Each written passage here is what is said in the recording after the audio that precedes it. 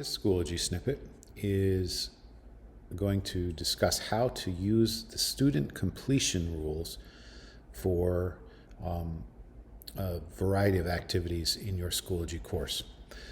Sometimes you have a plan and you have a number of materials and steps students need to follow in order to successfully complete the learning that you've presented them with. But I know that sometimes we're tempted as students ourselves to just skip to the end and finish whatever we have to do in order to get this job done. And oftentimes we miss the important stuff because we skip the intervening steps. So here we have a Canada and United States Mapping Lab folder, and within that folder I have a number of different things that are all very, very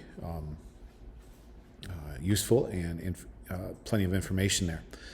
This mapping lab is courtesy of Heather Novi, and this is something that she has put together. So I want to give a shout out there. But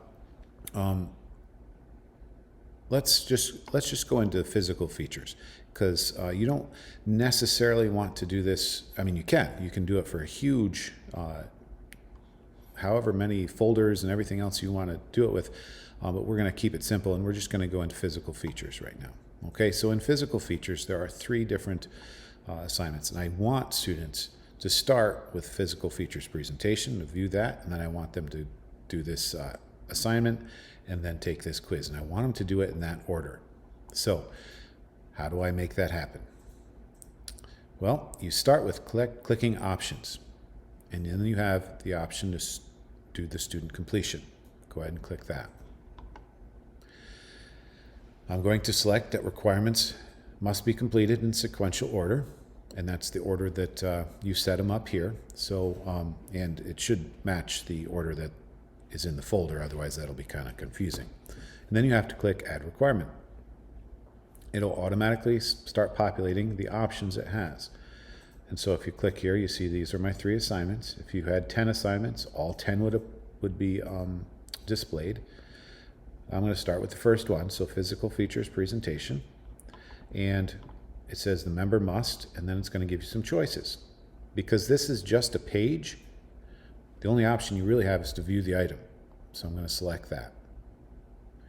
All right, so this is making the student click on that. Now we can't make them make sure they've looked through every single slide or read the whole thing. There's no way to do that, but at least we can require them to look at what you posted there. I'm going to click Add Requirement. It'll pre-populate something. We already have that up there, so we want to go to the next one, Physical Features Web. Member must. Now this one you have more options. Again, it's view the item, make a submission, or score at least. So on this one, I'm going to click Make a Submission. Because this is asynchronous, I'm not necessarily going to be sitting on my computer waiting for the student to finish the Physical Features Web. So I want them to keep moving on, at least for this particular assignment. But let's say, no, I'd really like them to score at least, because this assignment was out of 100 points, I want them to score at least an 80 out of it. And so if I set that, that means that they will submit this assignment and they will not be able to go on until I score it and they receive at least an 80%. All right? So, but that's not the end here. So I want to add one more requirement. Physical features check-in, member must, and then score at least. We do that again. This one's out of 3, and I want to make sure that they get a 3 out of 3 if there was something more to do here. Okay, if I change this, I can go back, make a submission, and so if they submit something, they'll automatically be able to go on to take the quiz. So it's up to you how you do it. If you make a mistake, let's say Physical Features Web is out of order, the only choice you have, you can't click and drag, you have to get rid of it by clicking the X and then adding it where you want it to be added. All right, then you click Save Changes. Then you see what has to happen. Students will see this as well, must view the item, must make a submission, must score at least 3, right? So once you've created student progress, you will notice a new button that appears where it says check student progress. What that allows you to do is exactly what it says, check your student's progress. Now I just added a random staff member to this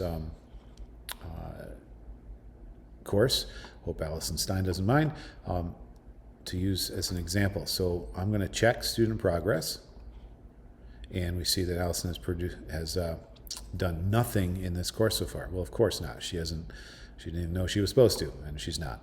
But I can click her name, and it can show that where she is in progress, which means she hasn't done anything.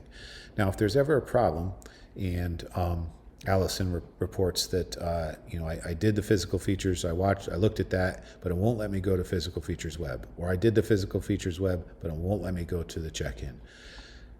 That can easily be fixed by, again, clicking student progress and simply use this link, recheck student progress, and that will force it to go through all the members, check their progress, and that 99.9% of the time takes care of the issue. So that concludes our student completion, how to set those rules up, and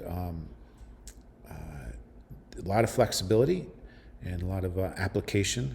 All of these materials can be used in the student completion rules.